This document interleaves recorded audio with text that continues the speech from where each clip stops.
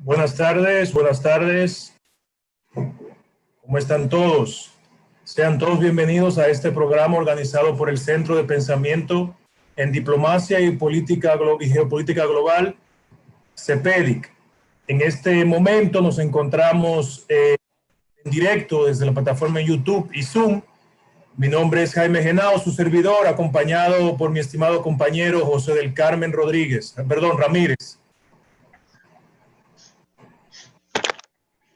Muchísimas gracias, Jaime. Gracias de verdad por permitirme compartir con ustedes la transmisión correspondiente del Centro de Pensamiento de Geopolítica Global de nuestro país. Este es como tú bien señalas, es un programa que se viste legal esta tarde. Pues definitivamente, luego de darle las gracias al público que nos acompaña, vamos a tener como invitada a la experta en relaciones internacionales, diplomacia y asuntos de defensa y seguridad, Alejandra Liriano, quien abordará el cambiante mundo de las relaciones internacionales luego de la pandemia y el papel de sus actores principales. Bien, muchas gracias. Les recordamos que debido a la gran demanda que existe en estas conferencias, estamos transmitiendo en vivo desde la plataforma de YouTube, la cual también servirá de plataforma para enviar sus preguntas a nuestra invitada de hoy. Les recordamos también que puede seguirnos en nuestras cuentas en las redes sociales como Geopolítica Global, tanto en Twitter como Instagram y en Facebook. Pueden utilizar el hashtag Geopolítica Educa en las plataformas correspondientes que acabo de señalar y realizar sus preguntas a nuestra invitada de hoy.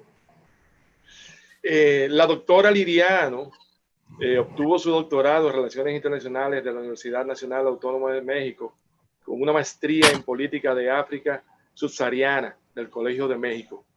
Es licenciada en Ciencias Políticas, mención en Relaciones Internacionales de la Universidad Autónoma de Santo Domingo, UAS, y egresada del curso en Planeación y Administración de Recursos Humanos para la Defensa y la Seguridad Nacional del Centro de Estudios Estratégicos para la Defensa y la Seguridad de la Universidad Nacional de la Defensa de los Estados Unidos. Asimismo, es graduada del curso de Formación Diplomacia y Consular de la Secretaría de Estado de Relaciones Exteriores del año 1985.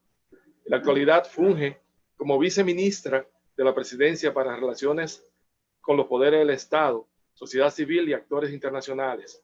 Anteriormente, fue viceministra de Relaciones Exteriores para Política Exterior del Ministerio de Relaciones Exteriores del MIREX del 2004 al 2016. También ha laborado como embajadora encargada de la División ONU, OEA, Organismos y Conferencias Internacionales de la Secretaría de Estado de Relaciones Exteriores, embajadora encargada de la División de Asuntos Africanos de la Secretaría de Estado de Relaciones Exteriores.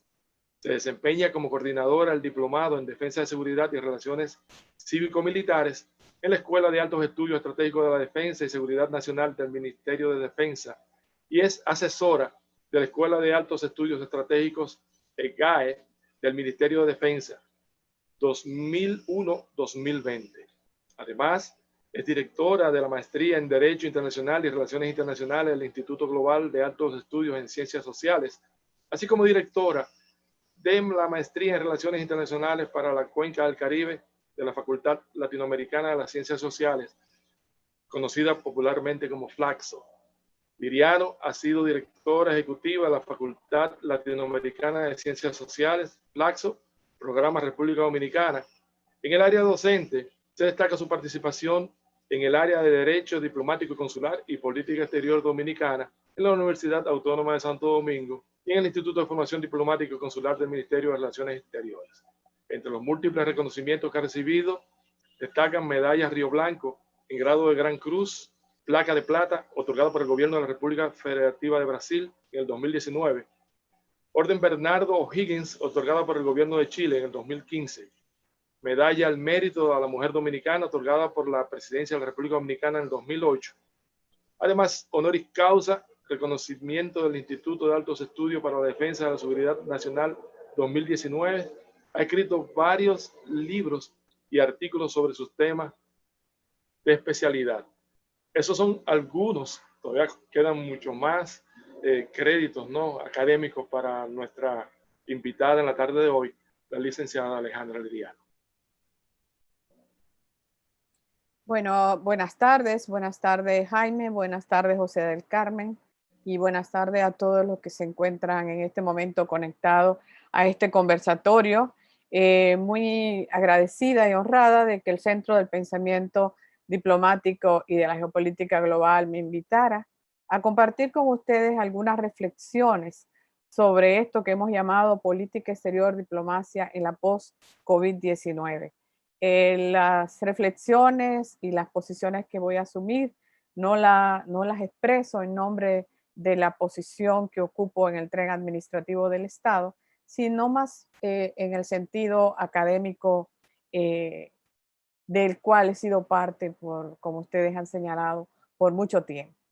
Evidentemente que esta reflexión que hacemos esta tarde la hacemos todavía en un momento en que la humanidad intenta remontar a medio año de paralización de las economías y de las mismas sociedades, al confinamiento de sus poblaciones, a decisiones urgentes que ha tenido que tomar en la lucha por salvar vidas de millares de personas. O sea, ha sido un momento muy particular, así ha sido descrito y señalado, pero también caracterizado por la profusión de informaciones, cifras, datos, noticias falsas, proyecciones pesimistas sobre lo que va a suceder en los próximos meses y en los próximos años, y en la menor medida por expectativas optimistas. Voy a pedir, por favor, que me pongan la siguiente diapositiva para poder hacer algunos elementos de la reflexión.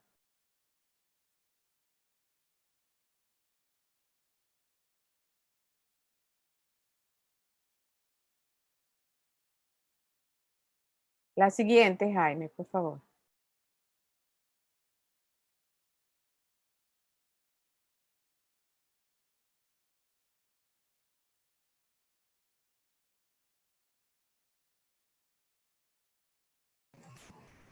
De un momento se quitó.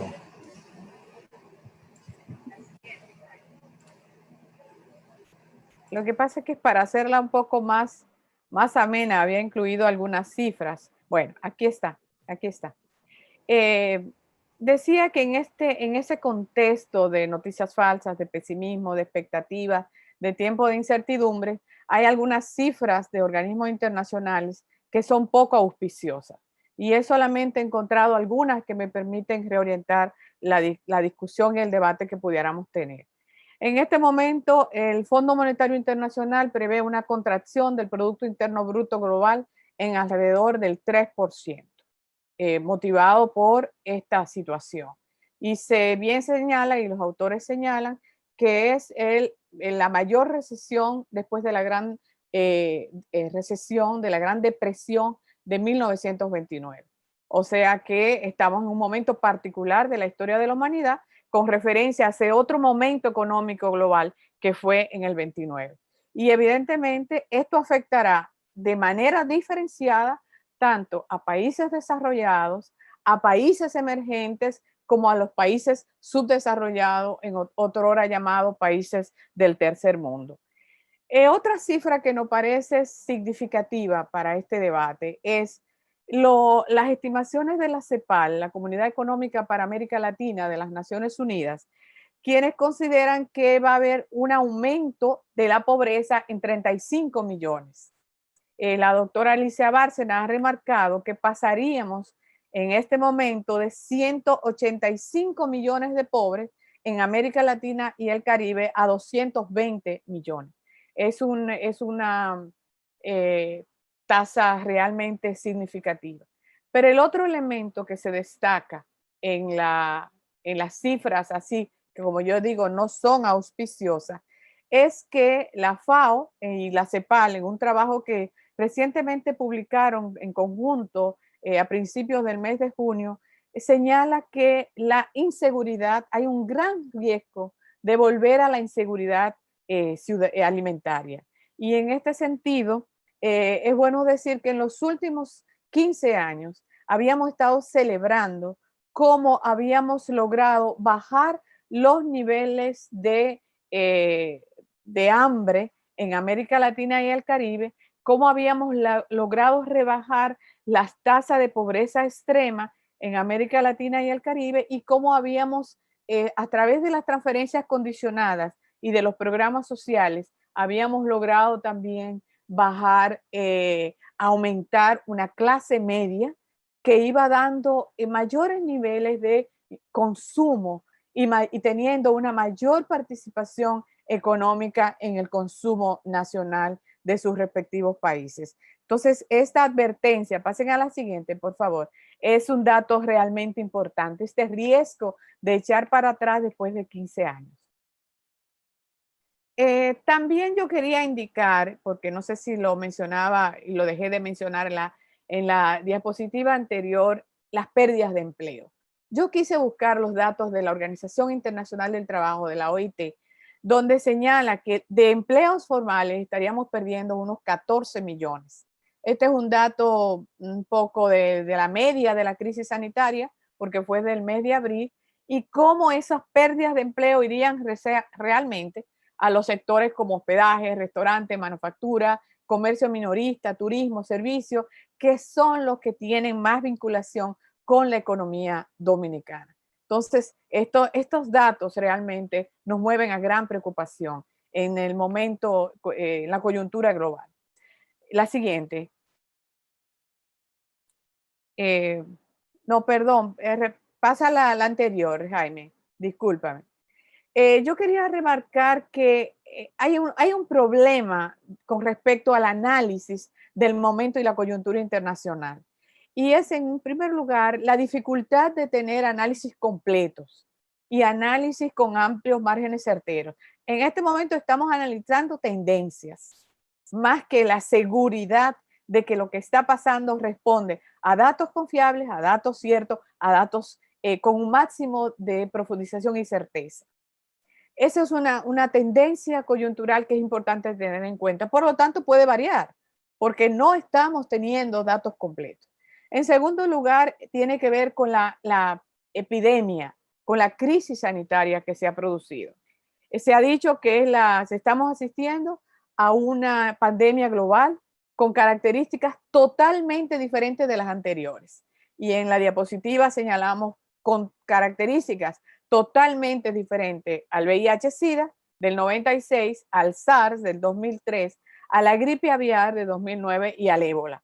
O sea, estamos ante una pandemia, ante una epidemia con características nuevas que se están identificando y donde el elemento asintomático es representativo, es realmente una característica fundamental y amplía los niveles de contagio.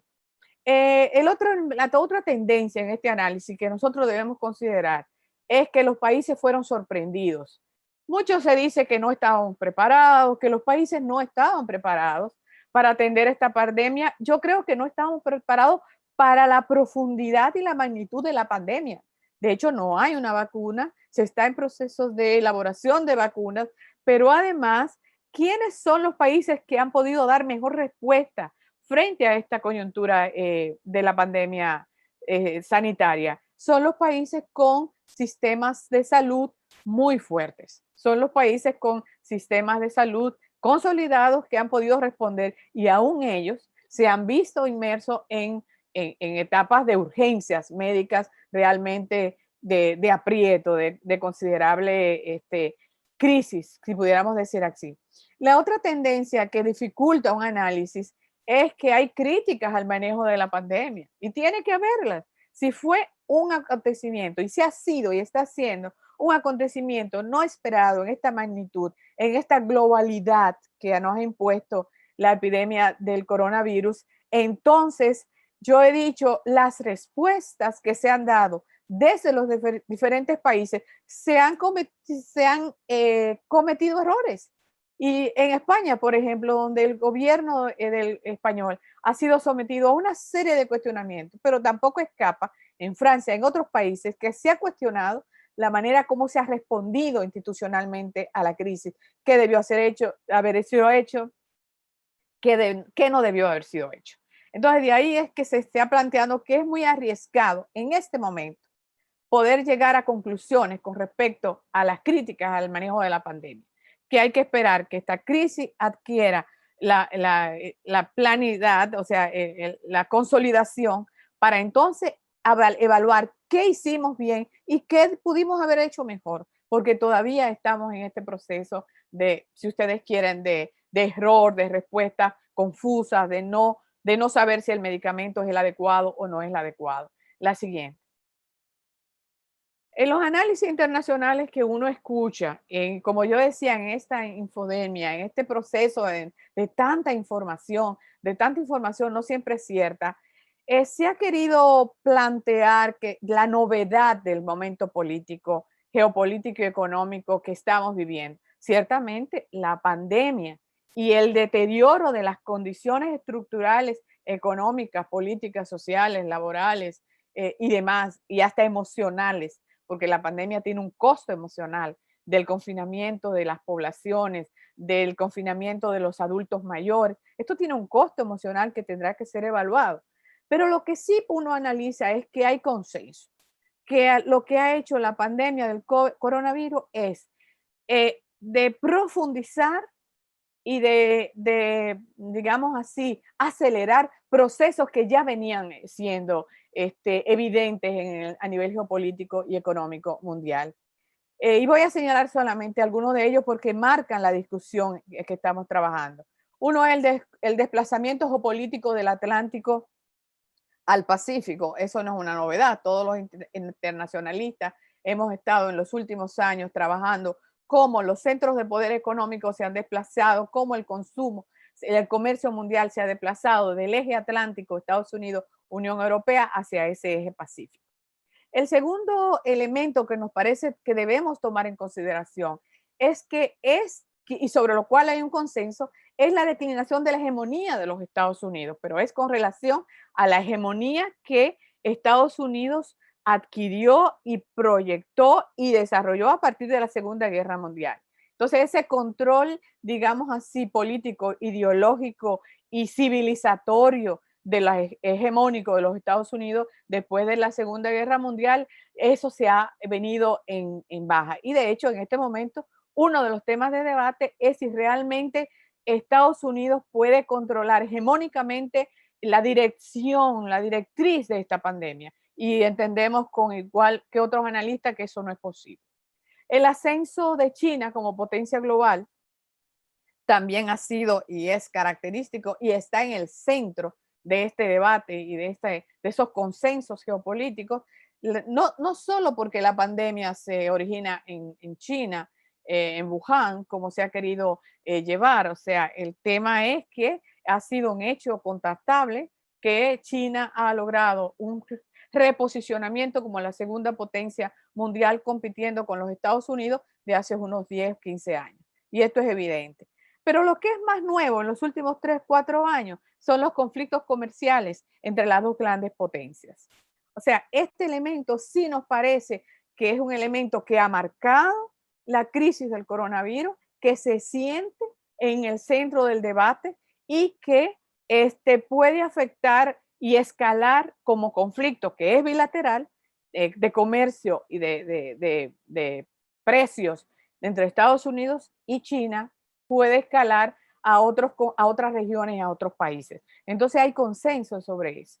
El otro consenso que nos parece que se evidencia es que la arquitectura multilateral mundial ha venido en un deterioro y se ha demandado, o sea, desde la crisis del 2008, la crisis financiera, alimentaria y energética de 2008, se ha demandado la necesidad de que haya una reforma de las instituciones de Bretton Woods, Fondo Monetario, Banco Mundial, etcétera, para hacerla más cercana a todo este proceso de globalización mundial que ha venido expandiéndose desde los años 80. La crisis humanitaria del coronavirus lo que hace es poner sobre la mesa ese debate. O sea, ¿cuál ha sido el alcance de los organismos multilaterales? Esencialmente, la Organización Panamericana de la Salud y el Organismo de Naciones Unidas para la Ayuda Humanitaria son los que han tenido un papel más activo, pero hay analistas que consideran que incluso el propio sistema de las Naciones Unidas ha actuado un poco rezagado frente a la situación de pandemia que vive la humanidad y a la búsqueda de respuesta a una situación tan grave como la que estamos considerando. El otro elemento no menos importante es el avance de los cambios climáticos, del cambio climático y sus efectos. Y en ese sentido todavía se permanecen los rezagos de la Conferencia de París, de la COP15. Y todas las expectativas de que se creó a partir de la Conferencia de París de desarrollar instrumentos de mitigación mucho más fuertes para enfrentar el cambio climático. Y sobre todo afectando en este sentido a los pequeños estados insulares con el crecimiento del nivel de los océanos. Y ahí nos atiende evidentemente a nosotros. Ha habido también consenso con otro elemento, hasta dónde la desaceleración de la producción mundial, hasta dónde la desaceleración de la movilidad de la población mundial ha sido de alguna manera y ha tenido algún impacto positivo en el medio ambiente. Hay, por ejemplo, uno de los elementos más nuevos, más novedosos, fue cómo las aguas de los canales de Venecia cambiaron y cómo las especies que habían migrado volvieron. Entonces, en el medio de esta paralización, en el medio de esta pandemia, este confinamiento y de este freno, como se le ha llamado, evidentemente se considera que habría una posibilidad de pensar una nueva forma de desarrollo que permita recuperar el medio ambiente. Puede pasar a la siguiente.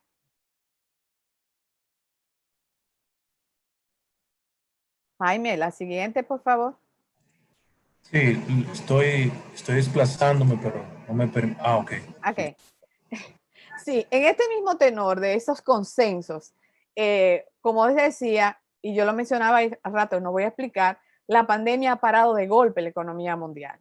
Una economía que, como todos sabemos, es global, es interdependiente, es interconectada por el avance de las tecnologías de información y comunicación. Estamos ante mercados globalizados. O sea, independientemente de los niveles de vinculación que tengan las sociedades, las poblaciones con la economía mundial, estamos frente a mercados de bienes, servicios y poblaciones que están globalizadas. Y en ese sentido, esta pandemia va exactamente a incidir sobre esa estructura de la economía mundial con efectos e impactos todavía que deben ser considerados. El otro elemento que me parece importante en esto, como esos consensos que se han logrado, es el impacto que se ha tenido en el uso intensivo de la energía fósil.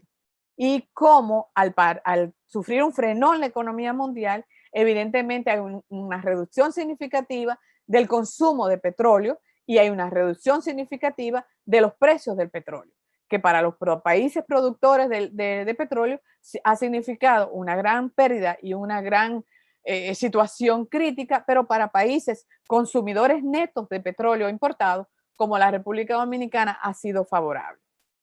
En este marco también otro de los consensos es que esta pandemia nos agarra todavía en economías que no han logrado superar la crisis del 2008. Las economías mundiales no han logrado alcanzar niveles de desarrollo significativamente ascendentes y niveles de desarrollo, de crecimiento, más que desarrollo, puede ser crecimiento, significativamente ascendentes desde la crisis del 2008.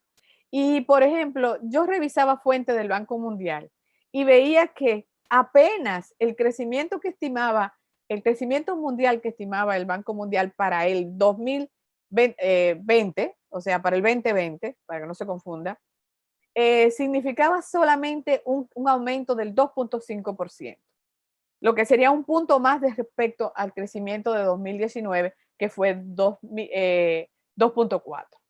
Y evidentemente, aún esas estimaciones que el Banco Mundial reconocía que podían ser valoradas positivamente, todas estas estimaciones cayeron con el tema de la pandemia. Pero hay otras cosas también. Los procesos de integración que más emblemáticos a nivel del mundo, quiero decir Unión Europea, quizás en América Latina, Mercosur, aunque ha tenido grandes dificultades de avanzar, han tenido serios problemas para integración de políticas. Y evidentemente de todo es conocido cómo la salida del Reino Unido de la Unión Europea, el llamado Brexit, y estos 2 años que hemos pasado y que hemos escuchado discutiendo un acuerdo entre Reino Unido y la Unión Europea y evitar que ese Brexit afecte significativamente una visión de un proceso de integración consolidado, como es el modelo de la Unión Europea, realmente manifiesta las serias fracturas que hay al interior de los procesos de integración. Que en el caso de Europa, esto se complica mucho más con las fracturas que ocasionan las diferentes tendencias que promueven el aislacionismo y el cierre de fronteras, y que en los últimos 2 años han sido expresión de debates, de pugnas, incluso de amenazas de salida de algunos países de la Unión Europea que no están de acuerdo con las políticas de acogida y de apertura a las migraciones, y que han planteado incluso cómo eso les demanda instalar ¿cómo se llama? Fronteras físicas, bloques, paredes, vallas, pero en algunos casos poner medidas muy restrictivas en materia migratoria. Entonces, ese es un elemento que encuentra el mundo en este momento del coronavirus. Los procesos de integración tienen mucha dificultad de consolidarse y eso se manifiesta. Pero también la vuelta de las demandas sociales, señores, recordemos, estos 2 últimos años, los movimientos sociales europeos de diversas demandas, los chalecos amarillos de Francia, los grupos que demandan la no pérdida de los beneficios que suponía el estado de bienestar, un estado de bienestar y unas condiciones que desaparecen cada vez más en los países europeos y que solamente permanecen en algunos países del norte.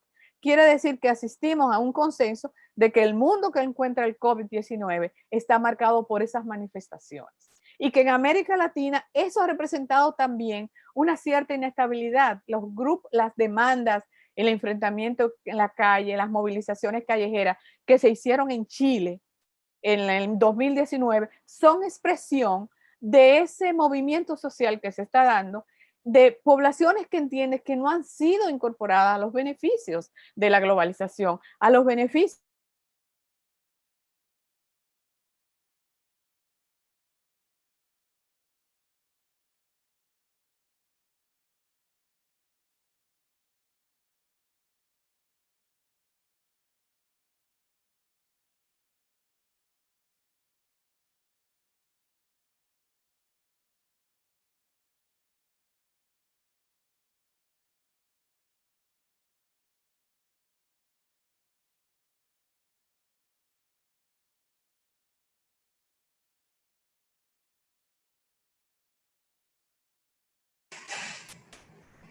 Discúlpenos un momento.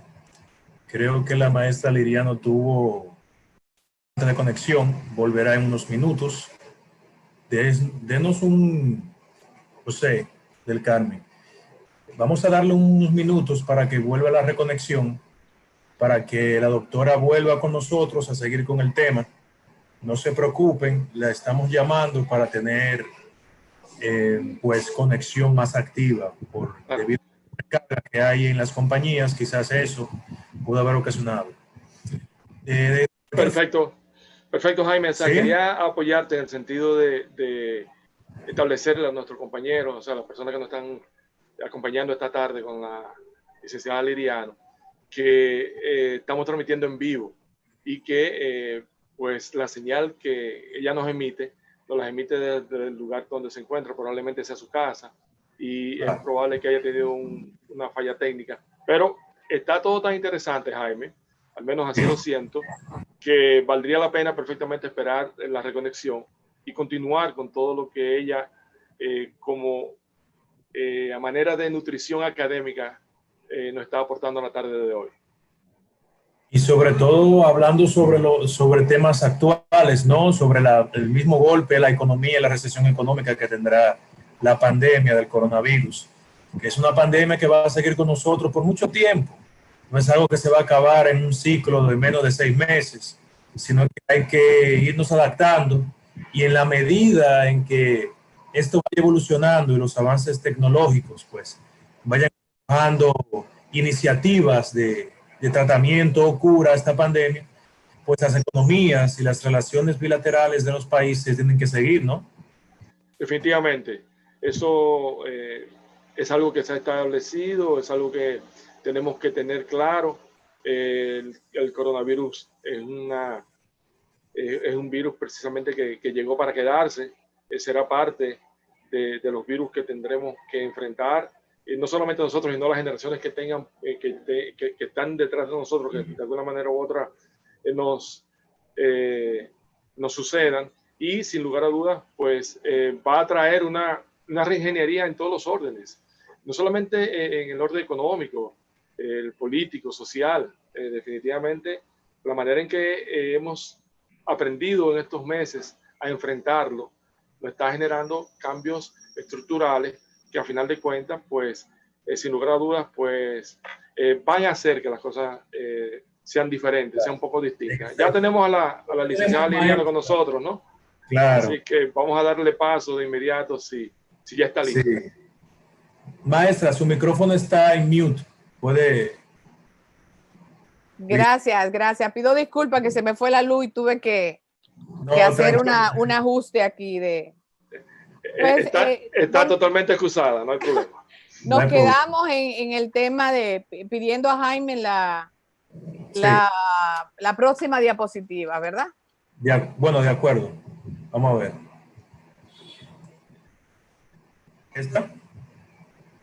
Ok, entonces, habíamos hablado cuando cortamos sobre ese contexto y esos consensos que existen realmente para explicar que a pesar de que de la novedad de la crisis sanitaria y a pesar del impacto que ha tenido esto en la economía y en los países, hay un sustrato, hay un basamento geopolítico y geoeconómico que va a permitir la salida más o menos, digamos la salida por buscar un término, pero va a permitir la superación de estas situaciones y que los países necesariamente tendrán que tomar en cuenta esas situaciones precedentes, esas correlaciones de poderes precedentes para poder acceder a la negociación, para poder entonces acceder a cooperación y a la situación que se presentará a nivel mundial en la competencia por la economía mundial del post-COVID. Quería cerrar esa parte de esos consensos, por lo tanto, no se entiende que son fenómenos nuevos, que son transformaciones nuevas, sino que es la profundización de una serie de procesos que han venido digamos, en la primera y segunda década de este siglo, y no hemos tomado los temas militares y no hemos tomado todavía los temas de la diplomacia tradicional que están pendientes. Pero evidentemente quiero ir acotando el tema porque además perdí unos minutos, y es que para orientarme al tema de la política exterior y la diplomacia, y entendiendo ambas como estrategias fundamentales e instrumento, porque la diplomacia es un instrumento, es una herramienta para alcanzar los objetivos nacionales del Estado, para la búsqueda del desarrollo y además para la procura de la paz y la seguridad internacional. Evidentemente, como decía, la pandemia ha impactado las relaciones internacionales, ha reorientado las prioridades de los países. Y al reorientar las prioridades, vamos a ver en qué medida, y lo estamos viendo en qué medida, lo comercial está en segundo momento, la apertura productiva está en un segundo momento, porque en un primer momento es salvar las vidas, es asegurar la población para que pueda continuar viviendo. Entonces, pero también ha ralentizado la dinámica tradicional de las relaciones bilaterales y multilaterales. ¿Y qué significa eso? O sea, no hemos podido seguir nuestras agendas de relaciones bilaterales. Las reuniones bilaterales y las reuniones multilaterales han sido pospuestas. Múltiples de reuniones han sido canceladas, pospuestas, tienen que reorientarse porque la propia agenda global hay que reorientarla en este momento a necesidades muy concretas de los países. Y en ese momento, yo reflexionando sobre estos temas para compartirlo con ustedes, pensaba que en el 2013, en el Manual de Diplomacia Moderna de la Universidad de Oxford, que es una obra realmente novedosa e interesante porque da pistas hacia dónde se mueve la diplomacia mundial, que puede cambiar, pero en ese manual se destacaba un artículo de Jorge Hein, Jorge Hein es un embajador de Chile en China, donde analizaba la transformación de la diplomacia de club, como él le llamaba, a la diplomacia de redes. Y lo veía como proceso de parte de la internacionalización de los flujos de comercio, de inversión, de capitales y población, pero también como el impacto que tiene la expansión de las redes sociales y de las redes públicas de información y comunicación. Entonces ya se venía viendo que ese era un camino por el cual la diplomacia tenía que transitar. Ahora el COVID-19 la ha puesto en acción.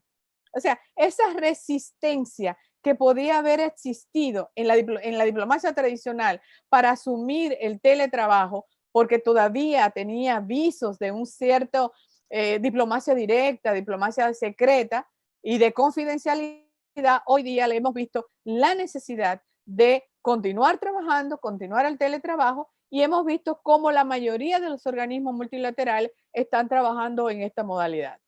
Dos de ellos, los más característicos, el Consejo de Europa y el Consejo de Seguridad de las Naciones Unidas, han trabajado fundamentalmente a través de reuniones virtuales, cosa impensable en los 75 años de las Naciones Unidas.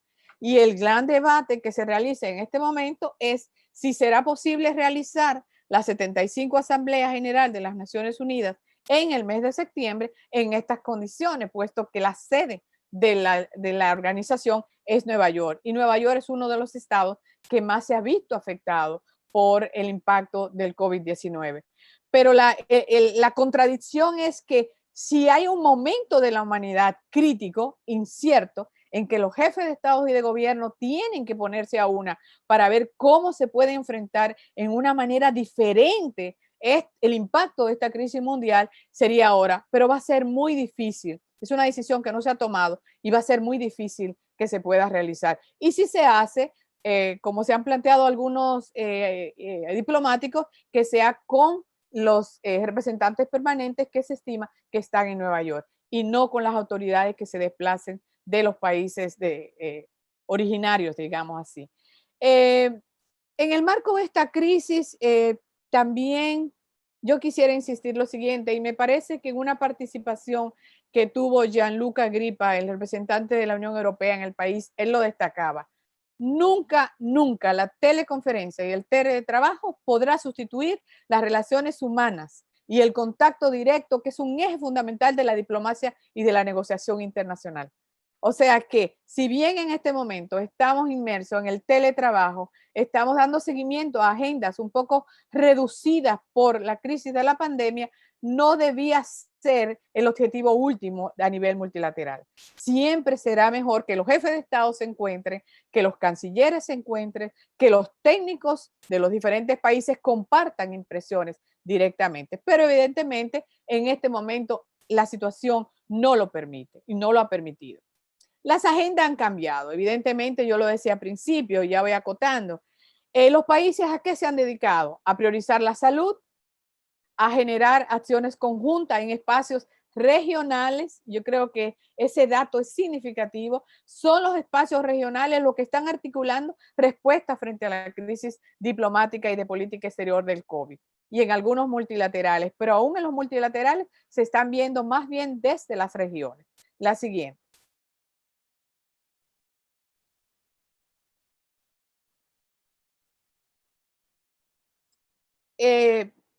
Evidentemente, República Dominicana, yo creo que el Ministerio de Relaciones Exteriores ha hecho uso de esos recursos tecnológicos para orientar a las misiones diplomáticas y consulares con objetivos diversos. Por ejemplo, el ministro de Relaciones Exteriores sostuvo conferencias y encuentros de reuniones virtuales con las misiones diplomáticas por región para dar directrices e instrucciones en materia de protección de los nacionales dominicanos, aquellos que se habían quedado en medio de una situación particular por el cierre de la frontera y el cierre de los aeropuertos y del transporte aéreo internacional. También el canciller de la República trabajó con las misiones diplomáticas en torno a la atención particular de gestionar cooperación para nuestro país en este momento de la pandemia. Y un tercer elemento, no menos importante, es en la receptividad y la recepción de cómo estaban cada uno de los países donde República Dominicana tiene una misión diplomática, estaban accionando para enfrentar la pandemia. Entonces, eso que son las funciones tradicionales del ejercicio diplomático, de la función diplomática, el Ministerio de Relaciones Exteriores, aún con los recursos tecnológicos, ha podido implementarlo. Una de las gestiones más significativas, ustedes lo conocen, es la repatriación. Según un dato del día 11 de junio, el MIRES informa que ha repatriado 6.513 dominicanos que se encontraban en América del Norte, en América del Sur, en el Caribe, en Asia y en Europa. Y que le quedan algunos 500 y algo todavía que están en proceso de ser repatriados. O sea, que esa es una gestión del ministro de Relaciones Exteriores que no ha parado. También en la República Dominicana ha estado participando activamente en redes de información de los ministros de salud a través de la OPS y la representación de la Organización Mundial de la Salud. Ha hecho esos contactos, esas reuniones entre los ministerios de salud para ver cómo se estaba manejando y compartir experiencia en el manejo de la pandemia. Ha recibido donación de insumos médicos.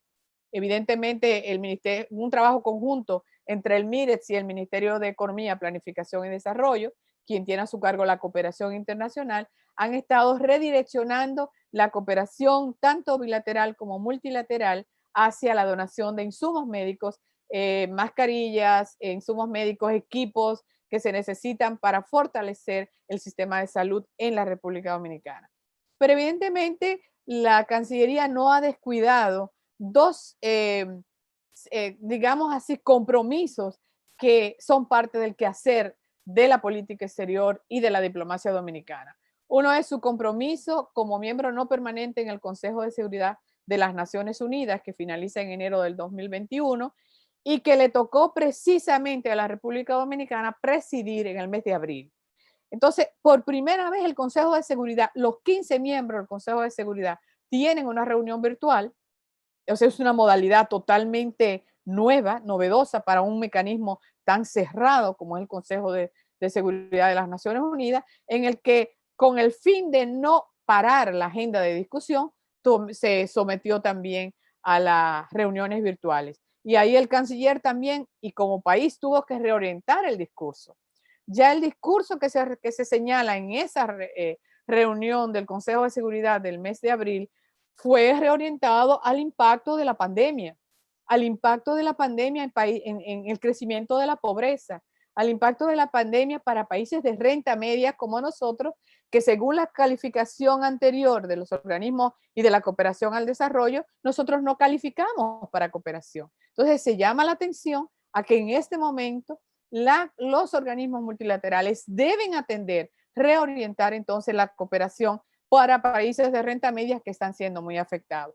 Y finalmente la Cancillería participa con otros cancilleres y con el canciller alemán en un intercambio de impresiones de cómo manejamos en la región la pandemia. La siguiente. Los retos, voy concluyendo. Yo quería hacer hincapié porque no podemos ser utópicos. Estamos en un contexto incierto. Y estamos en un contexto que hay que evaluar cuáles son las acciones posibles. Y estamos en un contexto donde el pesimismo de algunos analistas no conduce a nada. Por eso yo digo, tenemos que ir de un pesimismo como el que todo se derrumbó, como dice la canción, no hay nada que hacer, a un optimismo moderado. ¿Qué es lo que podemos hacer en la situación de la política exterior y la diplomacia post-COVID-19? Además, ¿cómo revalorizamos el horizonte? Nosotros tenemos que pensarnos como países en desarrollo con un horizonte de meses y quizás de un año y evaluar si las medidas que estamos tomando van dando resultados.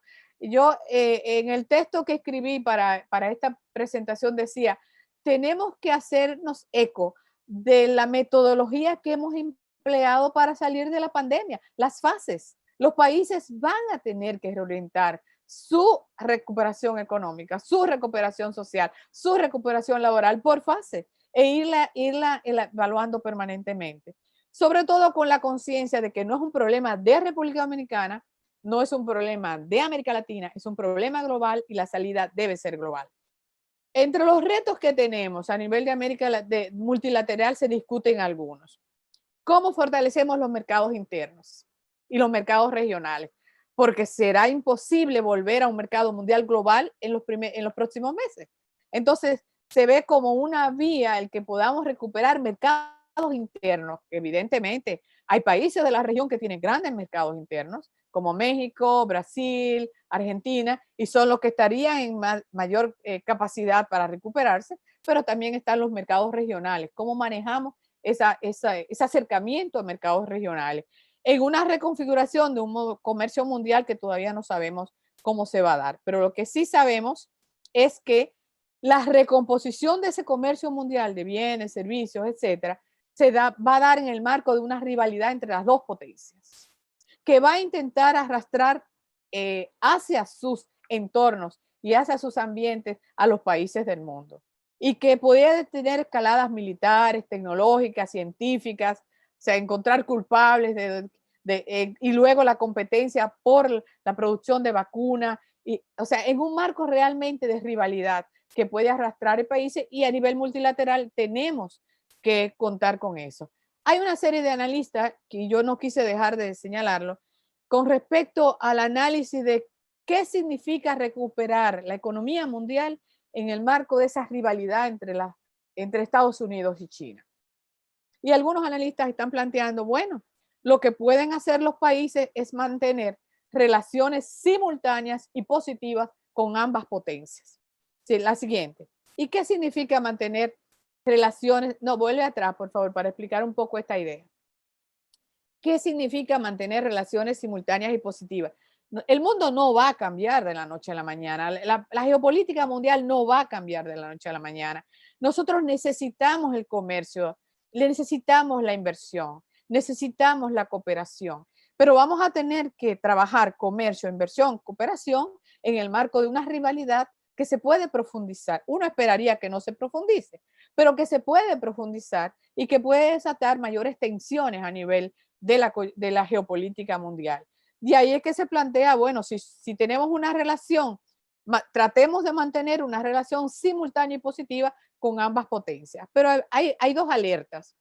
Algunos analistas señalan que es lo que se llama la autonomía estratégica, y que en el caso de la Unión Europea es más fácil poder plantear una autonomía estratégica equidistante de Estados Unidos, su aliado tradicional, y de una China y un Pacífico con el que comienza a fortalecer unas relaciones.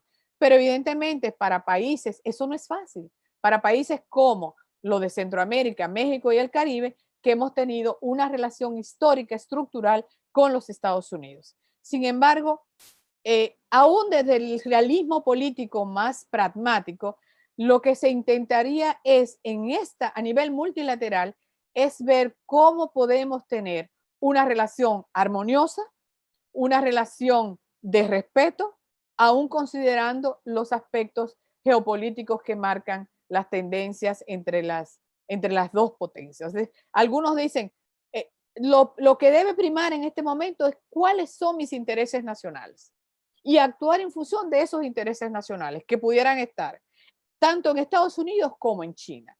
Y entonces, ¿cómo poderse manejar? Sabemos que es un espacio de riesgo, sabemos un espacio de tensión, pero es lo que se estaría planteando a nivel multilateral. La siguiente. Y con esta termino. Tenemos una serie de retos. Y los retos para la política exterior, para los países y para América Latina y el Caribe, yo lo he puesto en tres, básicamente. Primero, tenemos necesidad urgente de cooperación.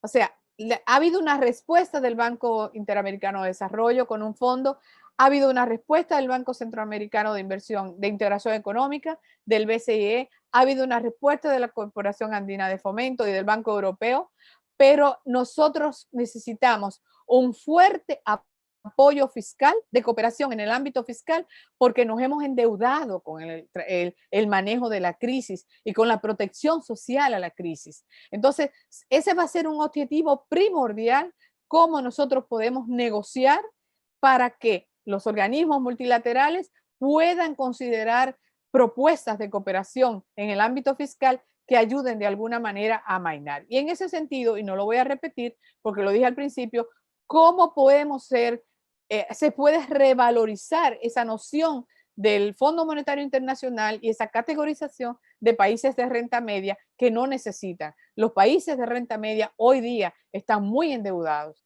después del COVID-19 con los esfuerzos financieros que ha tenido que hacer, reorientando sus presupuestos para salvar vidas y para suplir salud a la población. El otro tema que es básico en tema de cooperación y que habrá que negociarla, habrá que tirarse a la calle, como uno dice en términos coloquiales, es el tema de la deuda.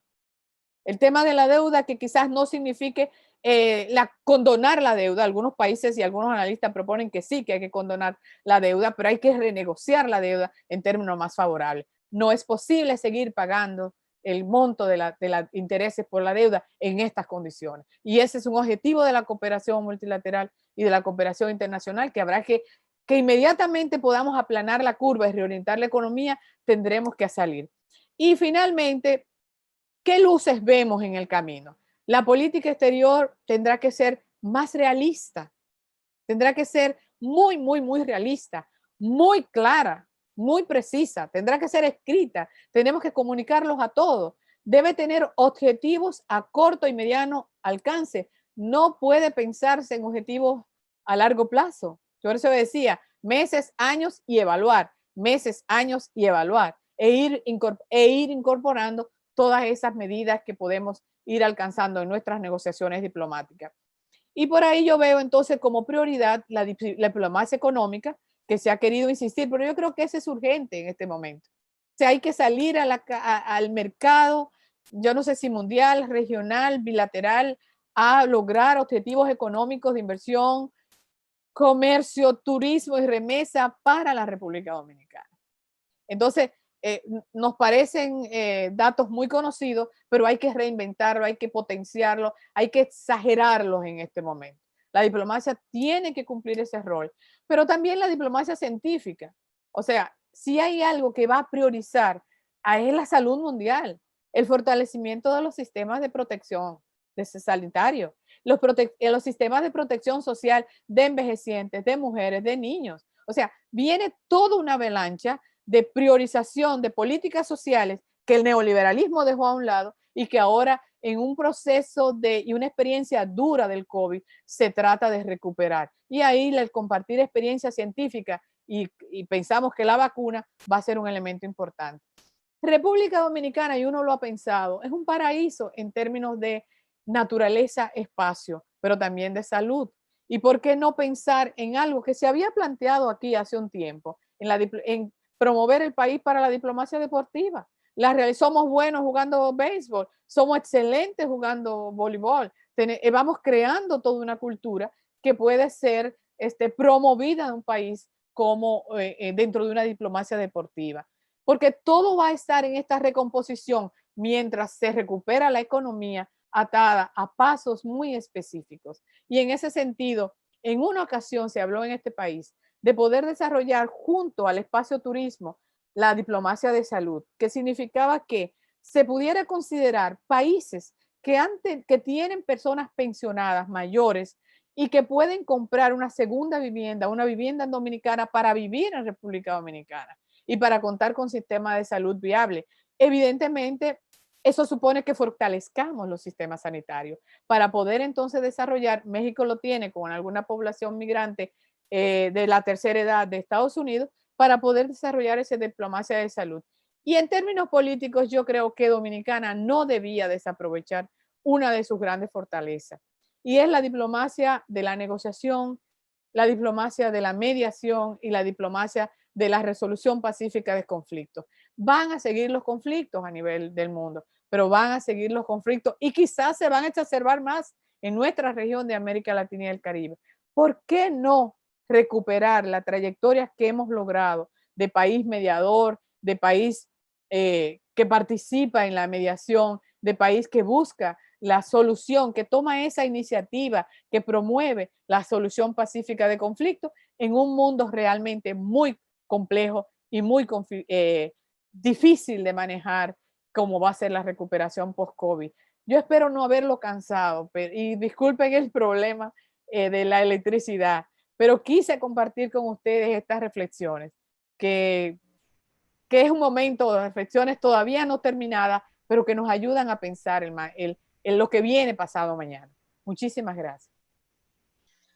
Muchísimas gracias a usted por el tiempo que nos ha dispensado hasta este momento, licenciada Liriano. Y llegó el momento de las preguntas y respuestas. Vamos a continuar abusando, ¿verdad?, de su buena voluntad, del deseo que tiene de compartir con todos y cada uno de nosotros. Así que todavía nos quedan unos minutitos. Y mi hermano, amigo, moderador por excelencia de estos encuentros, Jaime Genao, va a iniciar las preguntas y respuestas. Muchísimas gracias, José del Carmen, por esa brillante presentación. Doctora Liriano, un placer estar en su presencia. No sabe lo honrado que me siento, y así deben sentirse todos también, de tal calibre y con la experiencia que usted tiene en el ámbito internacional. La primera pregunta es de una compañera, Catiusca González. Ella le pregunta, ¿qué recomendaciones considera debe tomar en cuenta el país para reactivar el turismo? Bueno, por la pérdida que ha tenido el detenimiento del auge turístico y de la movilidad internacional y del transporte aéreo y marítimo internacional, nosotros somos los principales impactados por esta pérdida, que incluso nos ha puesto en evidente también cómo de ese turismo dependía gran parte de la producción agrícola de la República Dominicana. O sea, hemos tenido excedente de productos para bien de la República Dominicana, porque era un producto destinado al consumo de hoteles, restaurantes y de ese gran turismo. Evidentemente, yo no soy experta en el área de turismo, lo respeto, yo creo que hay en este país gente con mucha experiencia y mucho valor, pero yo creo que habría dos líneas o tres líneas que se pueden destacar y que pueden ser profundizadas posteriormente. Una es los protocolos. O sea, en todo este proceso de desescalada, en todo este proceso de recuperación, en todos estos inicios de recuperar sectores productivos, y en este caso el sector servicios, va a ser sumamente importante los protocolos de protección, los protocolos sanitarios que garanticen que los turistas que han estado confinados, que han estado en sus casas confinados y que tienen deseo de tirarse en la playa, que tienen deseo de tomar el sol, y que incluso en semanas pasadas estaban preguntando que cuándo van a abrir los vuelos del aeropuerto de Punta Cana, estaría indicando que va a depender en un primer momento de la seguridad que le pueda proporcionar el sector turístico y el Estado Dominicano como un todo, para que ellos no tengan ningún temor de que de que puedan contagiar. O sea, ser exigente en los protocolos que se empleen. Y esas son las medidas que se han señalado, de distanciamiento social, de espacios más amplios, etcétera, etcétera, que no voy a referir. En segundo lugar, yo creo que hay que recuperar la confianza en el turista que venía a República Dominicana.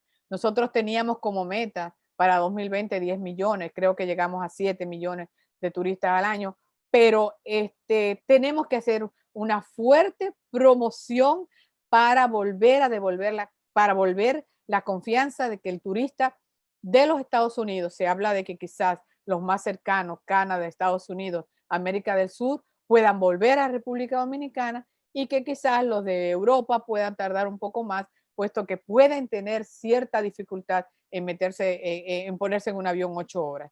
Pero evidentemente tendrá que hacerse una gran campaña de promoción internacional para poder alcanzar a ese turista, y será de cómo manejemos esas primeras etapas de la recuperación de la confianza y de los protocolos sanitarios que nosotros podamos remontar la industria turística. Pero también es algo que no podemos perder, porque como estamos en medio de la crisis, estamos muy atentos a los sistemas sanitarios, pero es un gran compromiso que como país debe salir de esta crisis, el que hay que hacer un fortalecimiento significativo de los sistemas sanitarios de República Dominicana, de los hospitales, de los equipos, de las capacidades administrativas y de las capacidades humanas, porque ya se ha dicho, con el COVID-19 vamos a seguir conviviendo.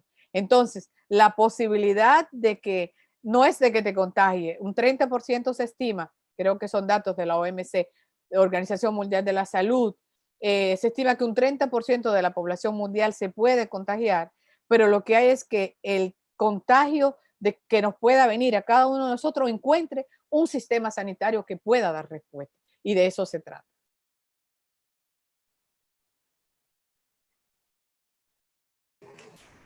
Sí, bueno, de acuerdo. José, tu teléfono, perdón, tu audio está en mute.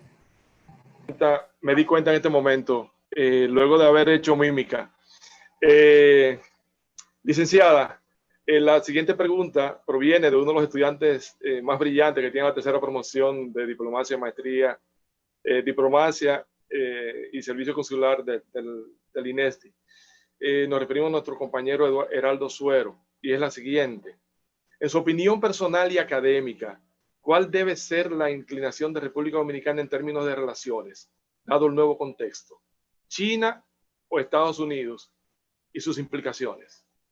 Nos pone a elegir de forma cerrada. Radical. No, no es rara. Eso, o sea, no digo cerrada, me refiero a cerrada, sí, una sí, u sí, otra. Sí, cerrada, o sea, es en los extremos. Hay blancos y negros y no matices.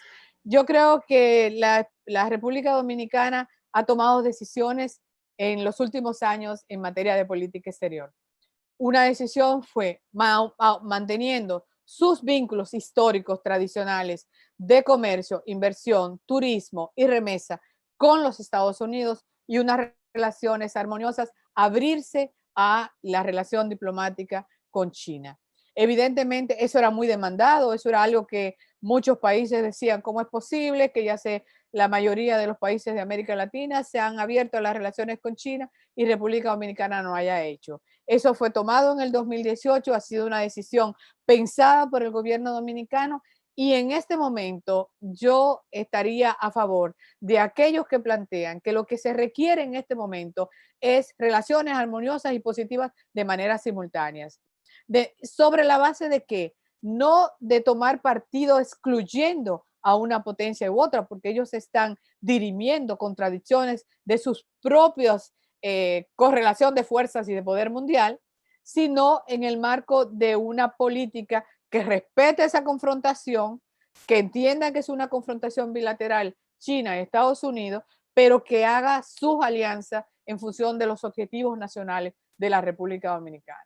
Y eso es inversión, y eso es cooperación, y eso es comercio, y la necesidad, y turismo, y la necesidad de recuperar esas áreas que van a quedar muy maltrechas. Muchísimas gracias, maestra. Otra pregunta viene desde nuestra plataforma de YouTube en vivo. Tenemos a Catherine Hernández Gómez. Dice, ¿cuáles implicaciones conlleva el reposicionamiento de China al líder mundial para con la República Dominicana?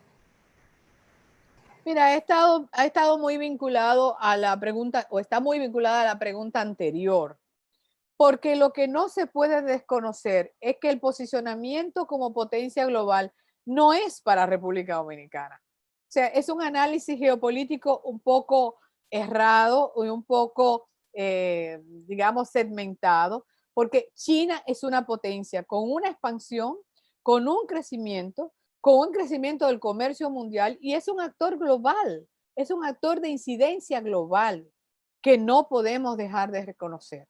Entonces, no es un objeto y un actor que la República Dominicana pudiera decir en este momento cada vez de creciente globalización y de competitividad de los mercados, que pudiera desconsiderar. Yo creo que no se trata de dejar o excluir, se trata de seguir desarrollando relaciones con la República de China, que han sido relaciones de alguna manera y en los términos que la República Dominicana lo piensa, han sido relaciones que se han profundizado en los últimos tiempos. Tenemos que darle tiempo a la evolución, al desarrollo de las relaciones bilaterales República Dominicana con China, tenemos que ver ahora cómo esta crisis mundial impacta también el proceso de desaceleración de la economía china. Se ha hablado de un repliegue hacia el mercado interno, se ha hablado de que ese impacto que tuvo hace una década en el comercio de alimentos de América del Sur pudiera también retrotraerse en este momento. Entonces, debemos evaluar con cierto margen de, yo no quiero decir de objetividad, porque no es posible ser objetivo, de realismo, cómo es que se recompone el rol de China en la economía mundial, incluso cómo China va a ser capaz de seguir avanzando la nueva ruta de la seda y de la franja, que es una iniciativa de infraestructura grandiosa que el gobierno de Xi Jinping ha puesto sobre la mesa internacional desde 2013. Habría que esperar. Yo creo que no hay que apresurarse a decir las consecuencias van a ser estas y van a ser otras. Puede ser y debe ser que China va a querer seguir teniendo incidencia en América Latina y el Caribe. En algunas economías del Caribe tiene una presencia significativa, pero habrá que esperar cómo China también sale de esta crisis post-COVID. Otra pregunta que esta llega de Carolina Vázquez.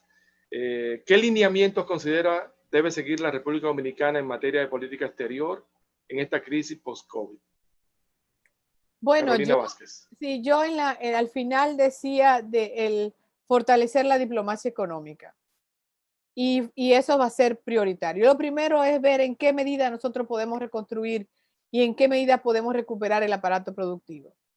¿En qué medida podemos recuperar los sistemas alimentarios? Que en el caso de República Dominicana es de los pocos países que ha tenido una seguridad alimentaria significativa. Y tenemos que seguir garantizando que el 85% del alimento que se consume en República Dominicana se produzca nacionalmente. Y entonces ver también cómo se puede aprovechar mercados cercanos para exportar esa cantidad de alimentos que se producía para mercados internacionales como el mercado China, Japón, mercado más lejano, cómo podemos reorientarlo hacia mercados cercanos. Yo creo que, y la mayor parte de los países en este momento, la prioridad, primero es salud, primero es decir, alcanzar una curva consolidada de la pandemia y poder tener sistemas sanitarios que respondan para evitar el número de muertes. Segundo, la recuperación económica, que nuestras embajadas y consulados tengan la prioridad fundamental, la búsqueda de esa cooperación, la búsqueda de esos apoyos, la negociación, reintroducir otra vez la venta de República Dominicana como espacio turístico, como espacio del turismo de salud, etcétera, etcétera. Yo creo que hay un compromiso que necesariamente pasa por la recuperación económica, la recuperación productiva y la recuperación laboral del país. Si no logramos avanzar en ese sentido, pensamos que se puede complicar un país que ha mantenido una estabilidad social durante los últimos 10, 15 años. Se puede deteriorar el margen para la movilización social. Muchas gracias, doctora. Esta pregunta viene desde Guyana, un dominicano en Guyana, César Mondriel. Qué bien. Le pregunta, doctora, ¿cuál usted cree que sería el lineamiento que debe seguir la República Dominicana, al igual que otros países que han introducido en las misiones diplomáticas a expertos sanitarios y doctores certificados para una diplomacia técnica en temas sanitarios y médicos? Es muy interesante porque cuando uno trabaja en la formación de diplomáticos, uno tiene que insistir en que la diplomacia de la globalización, la diplomacia de la posguerra fría, no es una diplomacia de abogados, ni es una diplomacia de políticos, no porque se menosprecie ese sector, sino porque la complejidad de la agenda internacional global demanda la presencia permanente de una serie de especialidades que tienen incidencias en el campo especializado. Y evidentemente el campo de la medicina, del campo de la salud, el campo de la ciencia, el campo de la tecnología, el campo de la digitalización, etcétera, va a ser necesario. Evidentemente, los países pueden optar por contar con expertos como asesores. Yo no sé si en las embajadas, pero sí en los ministerios de Relaciones Exteriores. Y ya recuerden que los procesos de transformación del MIREX en los últimos 15 años, 20 años, ha ido cambiando esa estructura. Nosotros tenemos un área de medio ambiente, nosotros tenemos un área de seguridad, nosotros en el MIREX tenemos áreas especializadas que cuentan con esos técnicos para poder orientar y asesorar. Pero sin duda, y la crisis del coronavirus lo ha demostrado, los técnicos deben estar en el país. Lo que hay que desarrollar y Cancillería puede hacer y la política exterior puede hacer todo un trabajo de identificar con el Ministerio de Salud Pública, con el Sistema Nacional de Salud, primero, las falencias, las debilidades que tenemos que fortalecer para convertir esas necesidades, esos requerimientos en demandas de cooperación internacional.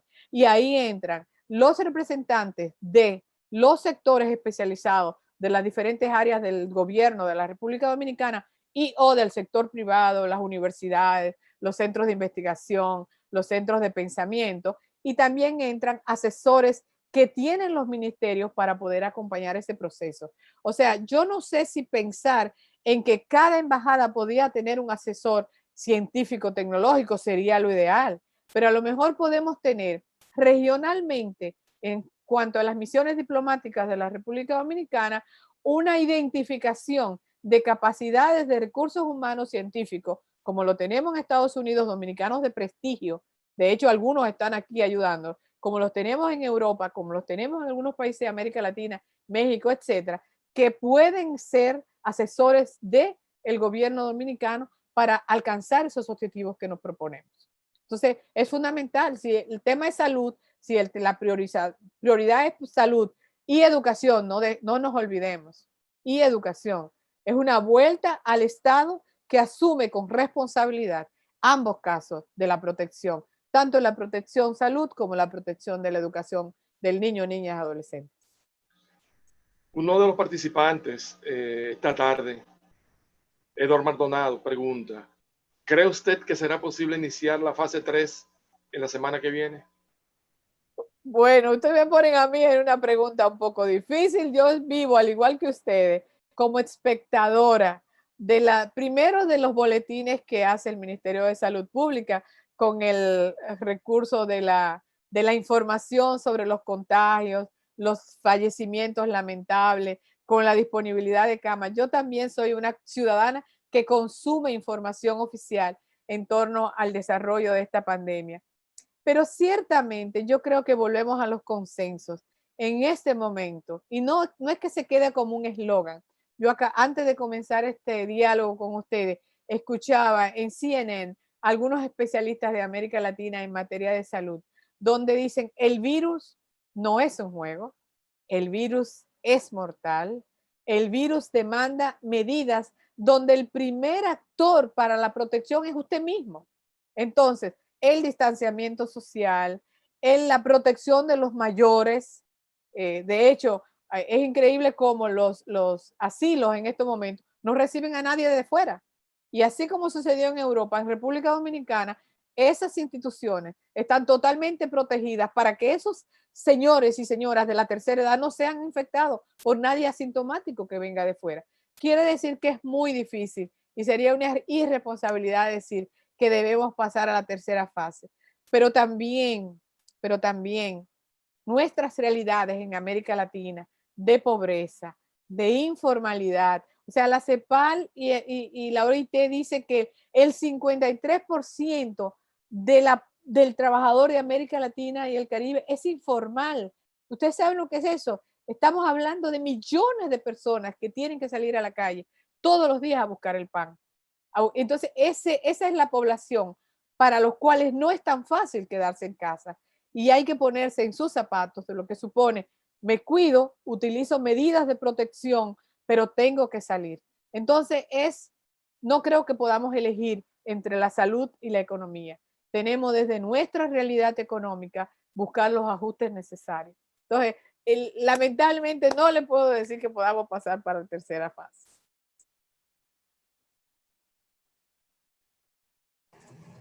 Entendido, maestro. Muchas gracias por esa respuesta muy atinada. Otra pregunta viene desde la plataforma de YouTube, la cual nos pregunta Yomairi Casillas. Como diplomática y experta en política exterior, quisiéramos saber cuál es su punto de vista acerca de la famosa diplomacia de las mascarillas que ha llevado China a través del mundo y saber si China, dentro de la comunidad internacional, ha sacado provecho de esta pandemia o simplemente es una cooperación a los demás países. Bueno, volvemos al mismo tema de China. El reconocimiento de que es un actor global, es una potencia global, que ha tenido una expansión como potencia en sus relaciones internacionales, no solamente hacia América Latina y el Caribe, sino hacia África, hace unos años, hacia Europa y hacia el entorno del Pacífico. Eso es innegable, no estamos hablando de cualquier actor, estamos hablando de la segunda potencia mundial. Y es importante tomarlo en cuenta. Lo otro, en el marco de la confrontación con los Estados Unidos y, digamos, estimulado por algunas provocaciones, se ha planteado que precisamente por el virus originarse en China hay un grado de responsabilidad mayor con respecto a la expansión. Y evidentemente yo creo que sería manipular la conversación con ustedes y reproducir ese tipo de análisis. Yo creo que debemos esperar, igual se le ha pedido a la Organización Mundial de la Salud una evaluación crítica de la pandemia, de los tiempos, de las respuestas de la Organización Mundial de la Salud, de las medidas implementadas, de las propuestas de acción. Se le ha pedido una evaluación. Entonces, debíamos esperar que multilateralmente se pueda dar esa evaluación en el marco de la Organización Mundial de la Salud y la que harán los países. Con seguridad que nosotros tendremos que evaluar qué hemos hecho en la pandemia.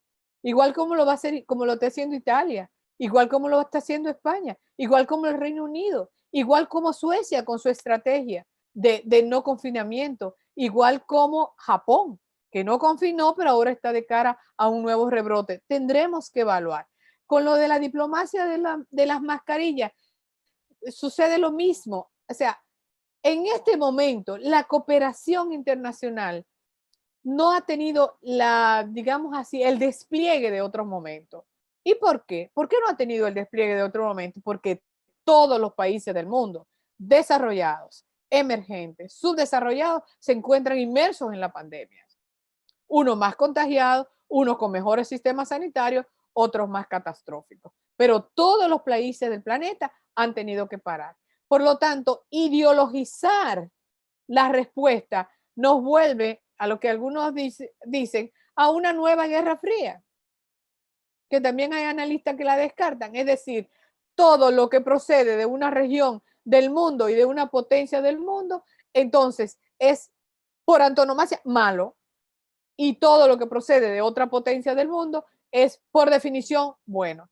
Yo creo que es una visión un poco maniquea y coincido en que, y el canciller chino ha tenido que defender en una rueda de prensa que dio Wang Yi, de que no ha sido una estrategia, porque si nos ponemos en el contexto de los primeros casos dramáticos de COVID, por ejemplo, China, de los primeros países que atiende es a Italia, porque en Europa los primeros países contagiados significativamente fue Italia, Florencia, la región de Florencia, Milán, el norte. Quiere decir que las primeras respuestas, pues, fueron respuestas en función de una disponibilidad de un recurso que tenía China.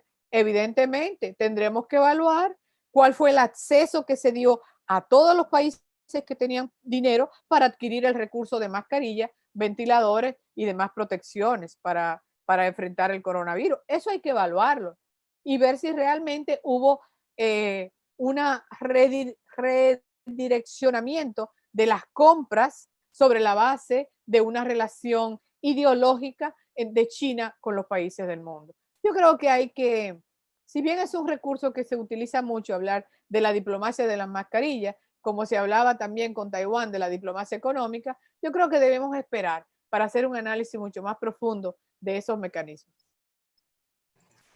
Muchísimas gracias. Ya acercándonos al final de esta sección, le pregunta a una homóloga suya, la doctora Cristina Aguiar, primero felicitando por la ponencia y también preguntando que cuál es su opinión acerca de la matriz energética que debe repensarse en el transcurso de un eventual pues post coronavirus.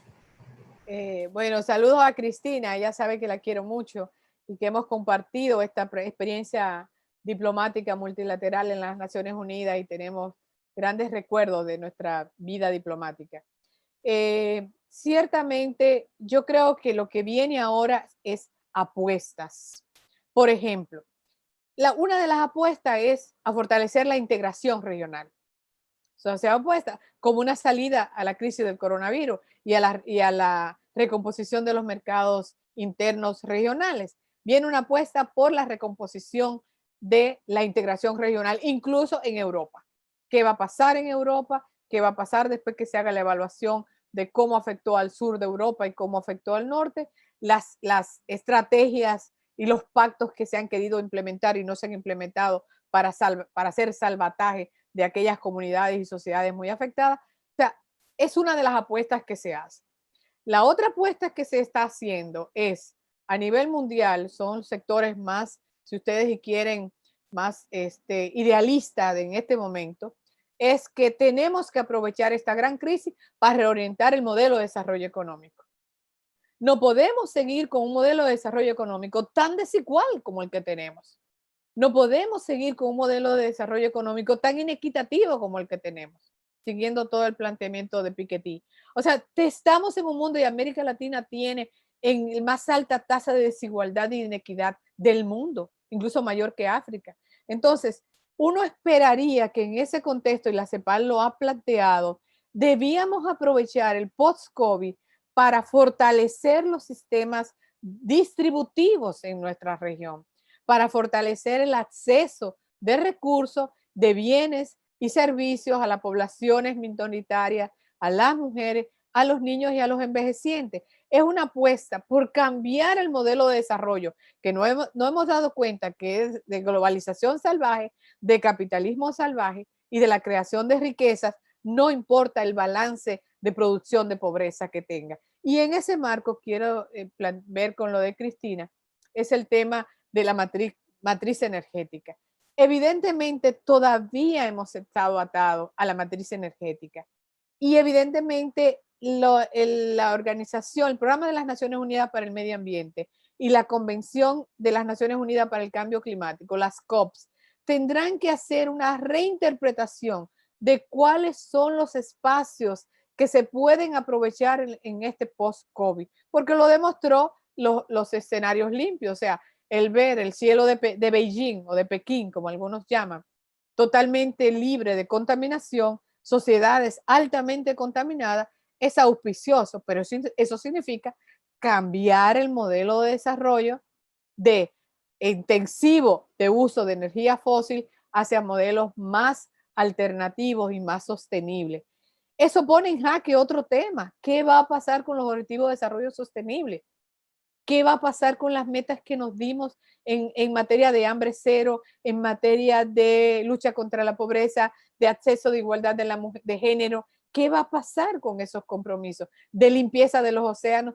Yo creo que, y hay unas iniciativas interesantísimas que están haciendo algunos países, y quiero referirme fundamentalmente a Francia, a Reino Unido y a España, y es formando clústeres de expertos para pensar el post-COVID.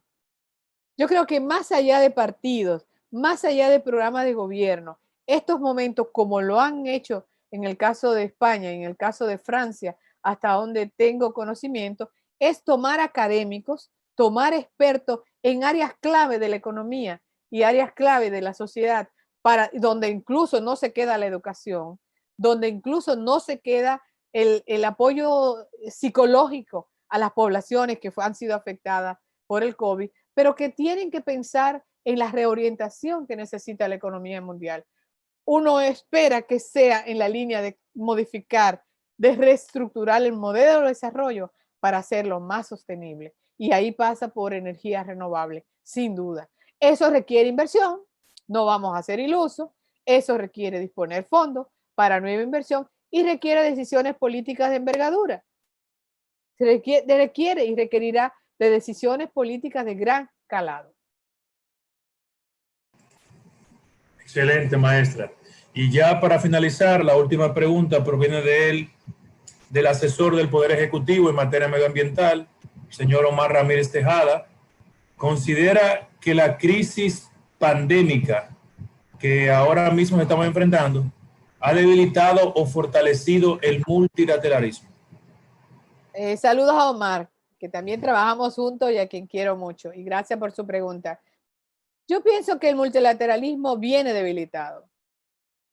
Y parte de las críticas es la respuesta tardía que ha dado a este tema del COVID, resaltando básicamente la Organización Mundial de la Salud, pero aún en la Organización Mundial de la Salud se hacen una serie de objeciones al retardo en la toma de medidas, en las disposiciones, que no vamos a entrar en consideración. Yo creo que las respuestas unilaterales frente a la pandemia y frente a la recuperación no es posible. O sea, no vamos a echar para atrás la globalización, no vamos a echar para atrás la interdependencia, a pesar de que haya sectores que quieran promover el aislacionismo, no vamos a echar para atrás las tecnologías de comunicación e información que se han puesto y se han profundizado en este momento y que le han dado a la ciudadanía un protagonismo fundamental. Yo creo que en ese marco, entonces, se necesita repensar el multilateralismo. Se necesita en medios de competencias, porque va a venir una lucha de poderes por mercado, una lucha de poderes por comercio, una competencia por control de áreas y porque no vayas al turismo en el exterior, sino que te quede aquí, y cómo darte beneficios económicos para que tú puedas desarrollar el turismo local y no el turismo internacional. O sea, va a venir una serie de medidas, cada uno tratando de que el impacto sea lo menos duro posible. Pero la respuesta de los analistas en materia de relaciones internacionales es que la vía, así como lo fue después de la Segunda Guerra Mundial, con la creación de las Naciones Unidas, así como lo fue en la Primera Guerra Mundial, con la creación, al finalizar, con la creación de la Liga de las Naciones, en este momento es el espacio del multilateralismo, pero un multilateralismo que pueda hacer conciliar países que han quedado sumamente afectados e impactados por la crisis sanitaria mundial.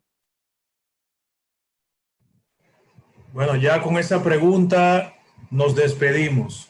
Muchísimas gracias a todos y a las distinguidas personalidades que nos acompañaron hoy, tanto como en el sector de la diplomacia y las relaciones internacionales, como también en la administración pública. Maestra Liriano, muchísimas gracias. De verdad, no tenemos con qué agradecer esa ponencia magistral, esos conocimientos que usted pone a disposición de todos, el razonamiento que usted hace acerca, claro, basado en la experiencia y también en sus arduos momentos de estudio, nos hace pensar y repensar a nosotros, a los jóvenes, que tenemos ya en nuestras manos seguir guiando a este país, contar con personas que no preceden de la altura de usted. Muchísimas gracias por darnos la oportunidad de compartir con usted.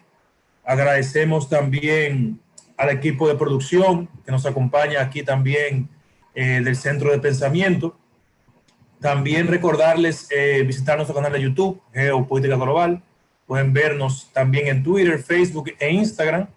Y también escribirnos al correo electrónico geopolíticaglobal@gmail.com. Gracias a todos por presenciar esta ponencia. No sé si la maestra quiera cerrar con alguna frase o alguna... Bueno, decir que la diplomacia, como siempre, pero sobre todo desde los tiempos de la globalización, demanda y pone su basamenta, su énfasis en la formación de recursos humanos. No se es diplomático ni por bonita cara, ni por una buena presentación física, aunque eso ayuda, pero evidentemente ser diplomático hoy es ser diplomático formado, ser diplomático con capacidad de análisis, ser diplomático con capacidad de intervenir en las decisiones globales y en las decisiones regionales. Y República Dominicana va a necesitar mucho de eso. Así que gracias a ustedes y me siento también muy honrada de haber estado en este encuentro esta tarde. Muchas gracias. Gracias a usted. Muchas gracias a todos por presenciarnos y ver esta ponencia. Le agradecemos a todos. Que pasen muy buenas noches. Gracias. Gracias.